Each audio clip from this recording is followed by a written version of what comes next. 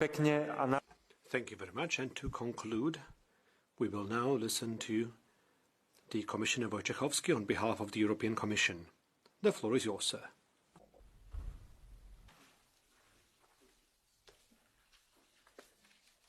Thank you, Mr. President, honourable members of the European Parliament. Thank you for bringing the situation in Ethiopia back to the agenda. The situation in Tigray is one of the worst man-made humanitarian crises in the world. According to the World Food Programme, 13 million people across the Tigray, Afar and Amhara regions are in need of food assistance as a direct result of the conflict.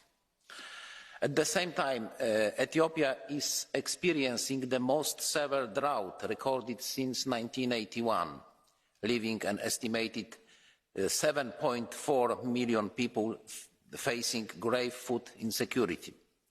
The European Union has so far allocated around €66 million of humanitarian aid to Ethiopia in 2022.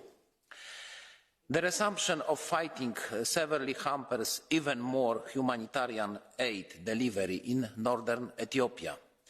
The supply of humanitarian commodities and fuel, as well as cash availability and public services, are still totally blocked for Tigray and greatly impeded in all affected areas in Amhara and Afar.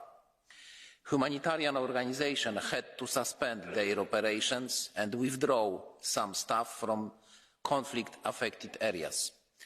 This is a serious blow to humanitarian operations and to millions of highly vulnerable people in Tigray, Afar and Amhara that depend on humanitarian aid for their survival.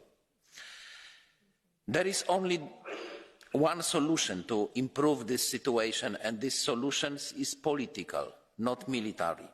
This is why the European Union calls on all warring parties to stop fighting and engage in negotiations. We cannot impose from the outside, and we will continue engaging with like-minded partners to support an African solution to this African crisis, so as to prevent further human suffering and further regionalisation of the conflict. The European Union recalls that granting unhindered access to humanitarian organisations so that they can reach all people in need in line with the principles of impartiality, neutrality and independence is an obligation under international humanitarian law. It is not an option, it is an obligation.